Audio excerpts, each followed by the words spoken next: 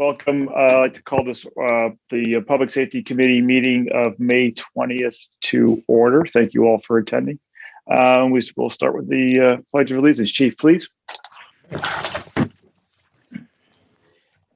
Pledge allegiance to the flag of the United States of America, and to the republic for which it stands, one nation, under God, indivisible, with liberty and justice for all. So, all right. We do, I think, anybody attending live for public audience? I know I've got a letter to read. Tom, is anyone out there? Nope, no one else. No. Okay, Maria, I'll take this letter. Folks of the committee, we've got one correspondence that was submitted to us dated April 29th, 2021 from Christine Trafficante, 21 North Drive in Simsbury, Connecticut. Addressed to Public Safety Committee members in the town of Simsbury. Dear Public Safety Subcommittee members, on March 29th, my 15-year-old daughter had a medical emergency. We found her in bed having an extensive seizure. She was unresponsive and her airway was not clear. I called 911 at 10:22 p.m. At that time, the Simsbury ambulance was on a mutual aid call. Granby was also on call, and therefore neither were able to respond. It took 32 minutes for an ambulance to respond to my emergency. I was beside myself. Unfortunately, my husband is a former paramedic and was able to clear her airway and take control of the situation. I don't know what would have happened if I had been home alone.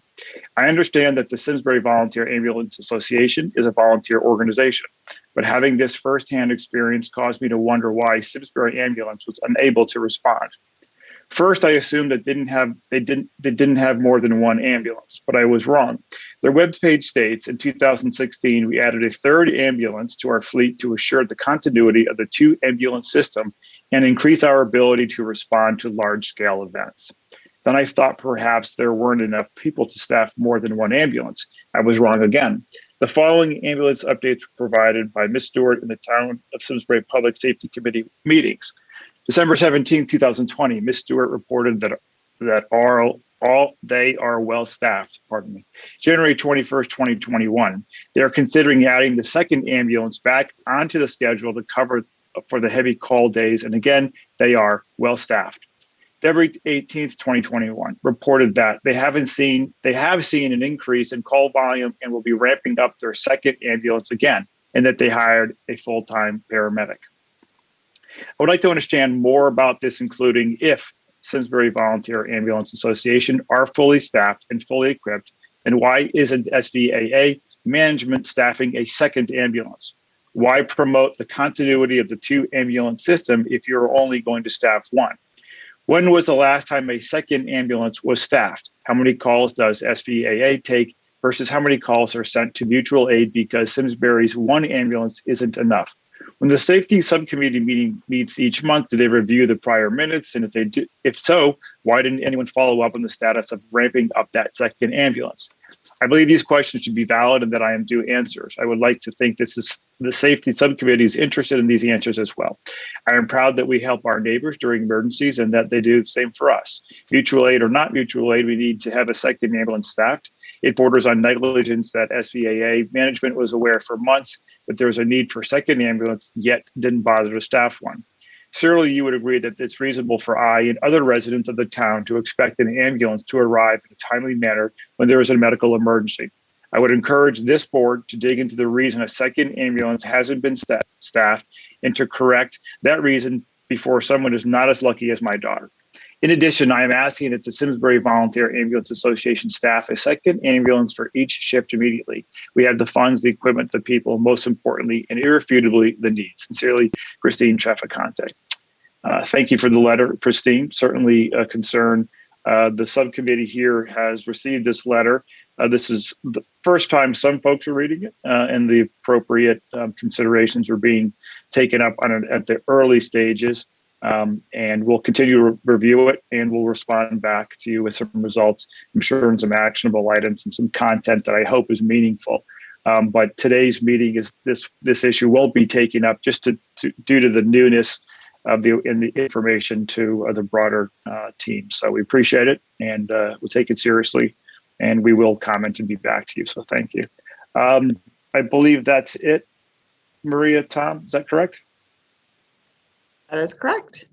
Okay, great. You know what? I didn't take roll call, so I apologize. We'll do that right now. I'm not even sure if they're who. So, Melissa Appleby. No.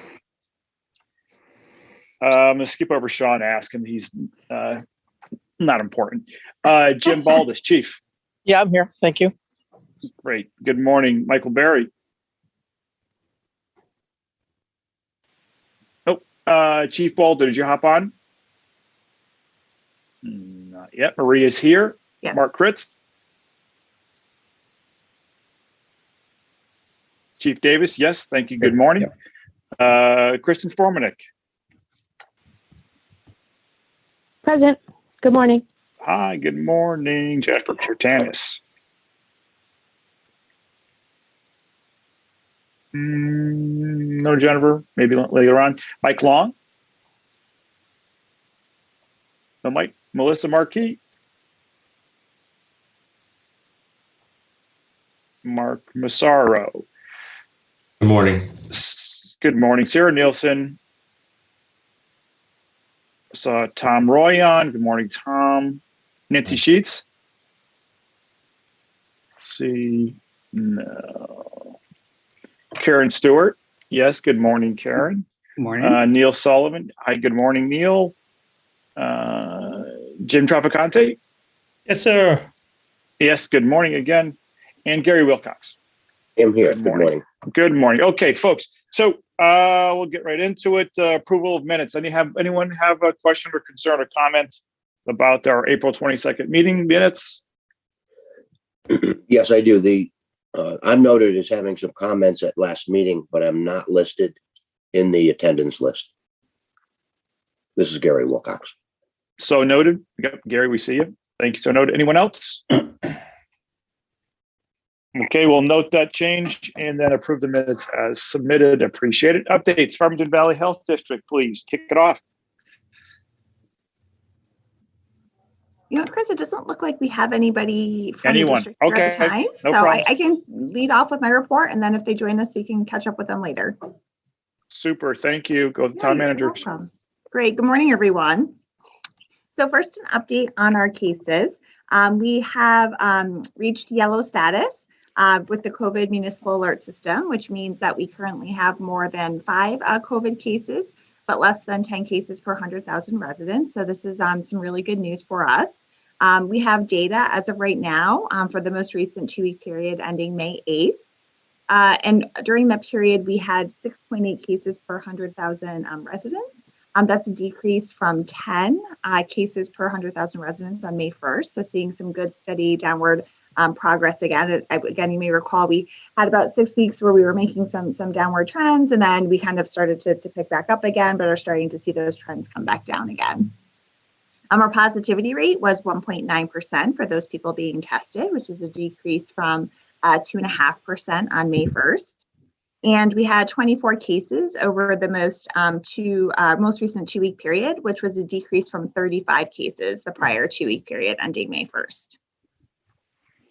We also have some preliminary data regarding vaccinations of our residents, and the data is as of May 12th. We have 16,249 Simsbury residents, which was up from 15,593 residents last month when we met, that have received at least their first dose of the vaccine, or about 64% of our population. And that's up from about 61% last month. We have about just under 54%, or 13,678 of our residents who are now fully vaccinated. The Farmington Valley Health District is still holding a weekly vaccination clinic at the library here in Simsbury. That is going to continue on Wednesdays through June 9th. My understanding is they are going to begin shifting resources towards some more vulnerable populations, homebound individuals. I know they're working on vaccination clinics for children at the moment who are eligible for the vaccine. In general, we're seeing our workforce remain healthy. And for the first time in quite some time, we have had no positive staff member cases so far this month. And that was as of May 10th, and no staff members quarantined at that point in time either. One announcement we do have, you may have seen come out through our email subscription service a few weeks ago, but we are resuming our pre-COVID business hours of operation for walk-in visitors at Town Hall and the library and Eno as of June 1st. Our staff who were working remotely on AB schedules are resuming their normal in-person work schedules at Town Hall on May 23rd, as well as Eno and the library. We will be asking patrons to still continue to wear a mask when they are in our building at this time. And we will have a more detailed announcement coming out on that shortly, just again to help kind of refresh folks' memory in terms of expectations for when they come to visit our buildings, given that we are still, in the midst of the pandemic. Another announcement that we have is that the executive order regarding a municipality's ability to continue in a fully virtual mode or a hybrid mode for meetings of our public agencies, that has been extended through July 20th. I have been working on a tentative plan with our leadership team in terms of how we can transition our public agencies back to in-person meetings or hybrid meetings. With the hybrid mode, we will need to purchase, install, and test some new technology for several of our meeting rooms. So again, we are working through that process at the moment. I've summarized this for the Board of Selectmen packet that will be going out later today, and I'll be getting more details out to, again, the selectmen and sort of the general public on our tentative plan, but really hoping that we'll be able to start inviting our public meetings back in person again, or in a hybrid format by the end of June. And that's what I have for today, Chris. Wonderful. Thank you. Good. Thank you so much. Emergency management, please. Good morning. Mike is trying to get in. Tom, I think you're the host. He may be in the waiting room. Can you let him in? Because he has the report. I don't see him in the waiting room, but I can resend him the link. Okay. He says he's attempting All right, to get in. Oh, I'm sorry. We can bounce forward, and once we know he's in there, we can loop back to him. Okay. That's fine, right? Yeah, sure. Do that. Police, Chief Davis, are you representing Chief Bolter this morning? Sure. Good morning. The only thing I want to touch on this morning is just give an update on our hiring. We're hoping to have 2 employees hired, entry-level police candidates hired, and to begin in time for the June 4th Police Academy, which obviously, being that it's the length of the academy plus training, obviously we wouldn't see any, fruition from that until probably April of next year, as far as, actually working the street. But we're hoping to have, said, 2 hired by June 4th. So that would leave 1 additional vacancy currently. So we're still working to try and fill that. And as far as our radio system upgrade, that's continuing on. And the initial indication was that they'd be finished by the end of May. I don't think that that's going to be, they're going to hit that target date, but it shouldn't be too far into June, and hopefully we can get switched over to the new system sometime early mid-June. So that's it. Great, thanks, Chief. 2 questions. One, on curiosity, the 2 candidates you're bringing in, and they may or may not be known publicly yet, which is okay. By chance, local at all or regional? So one of them had grown up in the Granby area, but they've since kind of migrated to different parts of the state. So. Okay, no, that's nice. Close enough. Yeah. And then one other question. If Chief Bolter was on, he'd laugh at me. This is honestly, or Gary would laugh too, Gary Gray, but honestly not from my own experience. But I've had a couple of residents and friends and all mention positively that there seemed to have been an increased presence around traffic calming and speed reduction. Was that an act? Was May? Is May or an active campaign month? Something nationally that picked that up, or is that just an opportunity the way shifts fell, or you guys just had heard enough some certain areas? Well, we've been, getting a lot of different reports on from citizens on different traffic issues that they'd been experiencing, and we've been trying to make a concerted effort to try and get, to try and focus on different areas that we have been seeing some complaints on. So really the increase has been us trying to address different issues that have been coming up from the residents. Sure. So the officers have been out there doing an excellent job and really stepping up the enforcement efforts and being visible. And so we've gotten Great. some feedback on that. Strong. Appreciate it. Thank you. All right. Jim, is Mike in there, or Tom, I should ask, is Michael Berry in? No, not yet. He just sent me a Okay. screenshot saying that he's waiting for the host to allow him into the meeting. So he must be in a waiting room or something somewhere. Jim, check your Okay. email because, Jim, check your email. Mike sent you a report. I do have the report, and I can read it now if you guys are okay with that. Go ahead, please. Okay. Thank you. On the COVID front, clinics are continuing until mid-June. We will continue to support the Farmington Valley Health Department. The governor's conference calls have ended. DPH calls have ended. We'll be updating the emergency management websites, working with Rick at IT. Eversource has a new reporting and management system. I might have stolen Mark's thunder. I apologize for that, Mark. That's all right. And I'll leave it there. I'll let you give the details.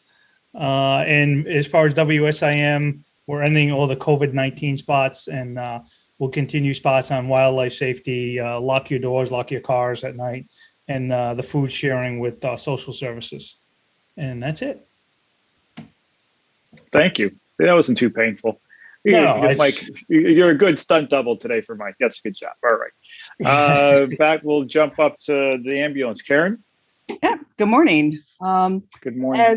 As requested, I submitted some numbers. I don't want to glaze anybody's eyes over with all the stuff, but just I feel like it's a good time to address some of the issues. In the past 12 months, our call volume was about over 2,300 calls. We responded to 1,985 of those calls, which 1,259 were resulting in transport. We did see a sharp decline during COVID of transports, but it didn't really decrease our call volume. Mutual aid services responded to 394 calls in Simsbury, and we responded to Canton, Granby, East Granby, and Heartland for 141 calls. The best thing is our average response time, or shoot time, what we call, is 1 minute and 43 seconds, which is the time that we get from dispatch to we're en route. So that's an excellent response time. It appears right now that our busiest day of the week appears to be Tuesday, although that does fluctuate depending on when you take a shot of the window of call volume. So, but we'll go with Tuesday for now. The busiest time is from 9 to about 7 p.m. But we have a really unusual spike around 3 p.m., which I can't really explain that one, but that's where the numbers are falling right now. So in 2020, we had a second ambulance. Our car 17 was scheduled for over 1,500 hours. And to date, car 17 is in scheduled for 471 hours. We are currently trying to employ at least 3 or 4 more EMTs to expand on that program. And we're looking for a couple more paramedics. So we're trying to respond to getting back to normal, so to speak. So that is my report for today. Thank you. Thanks, Karen. Fire Chief Baldus. Yep. Good morning. Actually, things have been very quiet on the COVID front. No change. Everybody's been staying healthy. And as everybody else is doing, we're certainly starting to relax some of the requirements with masking and so forth, especially among the vaccinated, where we're over 90% of our membership is vaccinated. So we're really pleased with those numbers. On the fire front, actually, it's been very, very quiet over the past number of weeks now. We pretty much have gotten through the worst of the potential brush fire season now that everything's starting to green up. But we certainly remind our residents to take extra care. Still no open burning. That policy is a year-round policy. And if you are going to do a campfire, which we know a lot of people like to do in their backyards, please contact the fire marshal's office and get a permit. There are some restrictions for that. And you do need to make a notification as to when you're going to be using your fire pit so we don't get nuisance calls, or at least if we do get a call, we know possibly where that may be coming from and we can attend to it. And anytime you are using a fire pit, just be mindful of your neighbors. Smoke traveling in directions to your neighbors could cause a problem. And if in fact it does, that can result in us asking you to extinguish it, at which time you must do so. You cannot be a nuisance to your neighbor. So just please keep that in mind. We're ramping up for the summer, certainly. Outdoor activities are certainly increasing tremendously. And we're also anticipating, obviously, being involved in the upcoming Talking About Music festivals that will begin in July with our normal standby lighting details. So that's where we are right now, Chris. Thank you. Thanks, Chief. And enjoy the rest of your vacation, sir. Thanks. No problem. Neil Sullivan. Oh. Yeah, good morning, everybody. Can report similarly that our response to COVID has thankfully slowed considerably, many fewer cases and therefore need to quarantine. Our vaccination effort has now turned toward students, which is great. The Farmington Valley Health District is sponsoring clinics for 12 and up. There was one Tuesday night at East Granby High, and Henry James will be the host for a Farmington Valley Health District vaccination event for 12 to 18-year-olds this coming Saturday. So wanted to get that out there. And then, with 3 weeks to go in the school year, we are, as you probably know, schools, the mask mandate is still in place, so we have not relaxed much of anything. We'll probably be regrouping over the summer with expected guidance from DPH and the governor's office about how schools will look in the fall, but not much is going to change for the last 3 weeks of school here. We do have protocols in place for COVID-safe prom and COVID-safe graduation that the high school folks are working on to support those important events. And then on the non-COVID front, I will point out that among our summer projects is, as we continue to work through our elementary schools, to create vestibules as sort of a man-lock system at the entrance of all of our schools. We are slated to do that project at Tooten Hills School this summer. So that's one of the major construction items on our plate. So I think that's what I have for now, unless anybody has any questions. No, thanks, Neil. Yeah, my kids are anxiously awaiting the demasking of school to the point where one of them is asked if he goes to private school, does he have to wear a mask? And I don't want that to be the reason why I have to pay to go to private school. So thanks, good news. Hopefully coming up. Tom Roy, Public Works. Good morning, everybody. We're actually continuing over the last couple of weeks to finalize our FEMA submission for the tropical storm Isaiah that happened so many months ago. As with all of the FEMA processes, it gets to the point where it's somewhat iterative. They go over some of our data, they come back with more questions, but fingers crossed, we're very close to having that wrapped up.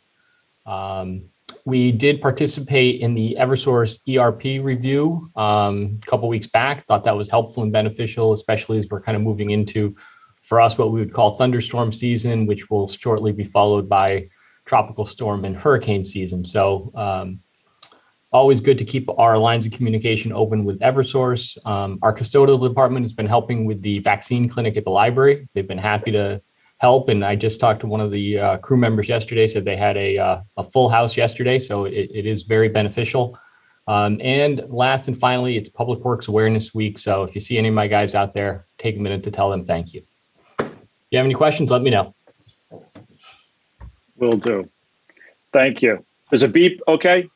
We just give him a beep? With a smile, with a smile. Okay, there you go. That's fine. All right. Thank you. Kristen, Formatic Social Services. Hi, good morning. We're doing well over at Eno, and our staff is healthy. We are preparing to reopen our building to the public, as you have heard in previous reports.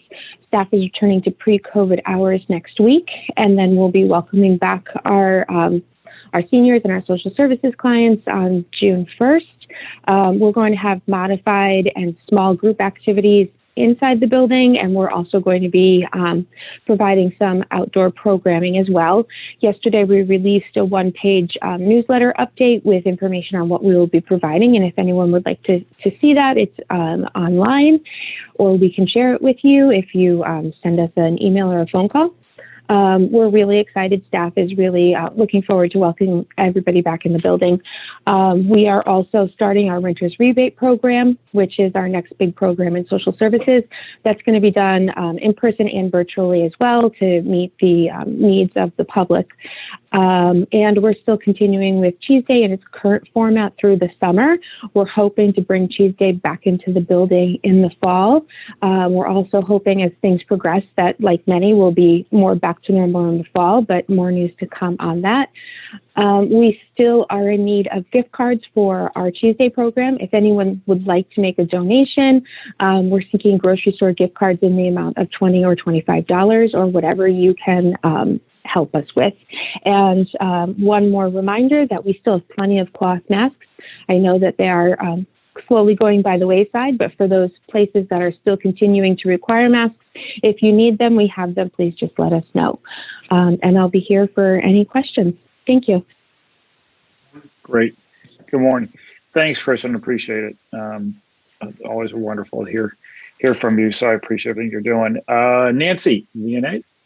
Good morning. Life is good at the VNA. We are continuing to partner with the health district to do all those clinics that you all have talked about so far.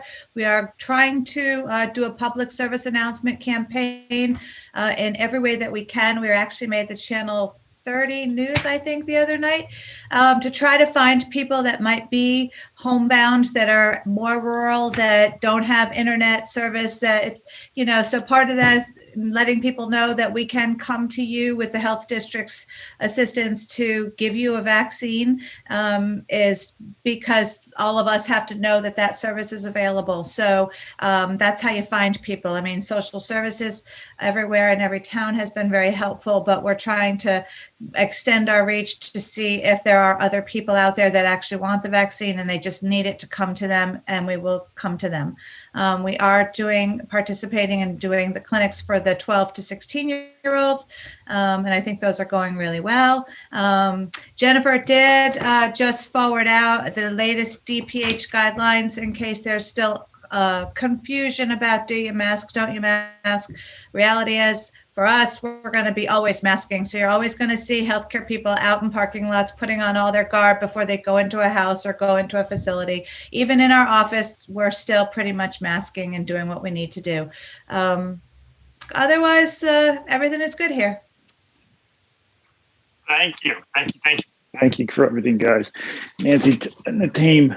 And I don't believe Sarah's here today, Main Street. Maria, correct? We got an email from her. That's right. Right. Sarah's Okay. unable to make it today, Chris, but she did just ask, folks to please be understanding and patient with business owners as they work through the new mask guidelines and trying to make a determination whether or not they are going to still require patrons to wear masks or not. Just like us here in our municipal buildings, it's a tough determination to make. So I know that we have a lot of our business folks who are trying to work through that right now. And again, just ask folks to be patient with them while they work through it. Understood. Thank you. Certainly appreciate those comments. Other business, anyone for other comments? Mark, Gary? Yes, I do have a comment with the fire district. As everyone remembers, in the past, when we had Kevin Kowalski as part of the team, Kevin had the ability to wear multiple hats under our public safety group here, and he would go from fire to emergency management to fire marshals. And so now that things are a little split up, what I would like to do, and I'm not sure if there's an official process but I would like to request of the chair to be able to bring in the fire marshal into the public safety group so that we keep him in this team and keep the continuity of the fire marshal's office with the public safety group. And I think that's pretty important to continue to do that. So if I understand correctly, just that person would participate under, if there was a report to have a report out, they'd be doing it under the fire report at the same time. So scenario. Correct. Yes. Correct. Okay. Maria, do we have to formally do anything to bring that in, or is, I wouldn't imagine we have. No, we can it just add sits under the Patrick department. to the group. Yeah. Sure. Great. Super. Okay. Cool. Makes sense. Thanks, Gary. Mark, I know you're on today. Do you have anything for us, the group? Just quickly on what's been touched on, we've hosted our annual emergency response plan update meetings over the last couple of weeks, and we have our final makeup session this coming Monday for those that haven't been able to attend. And with that, as it was mentioned, Tom mentioned part of it, that we're introducing an additional field liaison during large scale events that will work directly with Public Works in terms of opening roads and so forth. So they'll be an additional contact in terms of emergency response during those larger scale events. So we're working on implementing that. We're identifying the appropriate folks to work with the town. And then also we're in the process of testing our new virtual communications system, reporting priority 1, 2s. Well, actually, I'm sorry, reporting priority 2s and 3s. Priority 1s will still go through the dedicated phone line to our supervisors. So we're in the process of testing that and hoping to release that sometime this summer. So as I get more information on how the testing is working and going, I'll be able to share that in our upcoming meetings. Cool. Thank you. All right. Good. Thanks, Mark. Anyone else in the team for the good of the group? Comments? Hearing none. Okay. Close to adjournment here. Maria, can you remind me the next meeting? It was June 17th, and that got pulled from my calendar. What's the? So I'm just double checking. And that is, I believe, our regular meeting. We've been doing a number of special meetings just because of the pandemic situation, but we are scheduled to meet on June 17th. And then we do, okay. Correct, right? And then we do not have a meeting scheduled for July. Cool. Okay. Thank you. All right, folks. If anybody has any other, unless there's another business item I've forgotten or no reports, I appreciate everyone's attendance today and call this meeting adjourned. Thank you. Thanks. Take care. Thanks, everybody. Bye. Have a great day.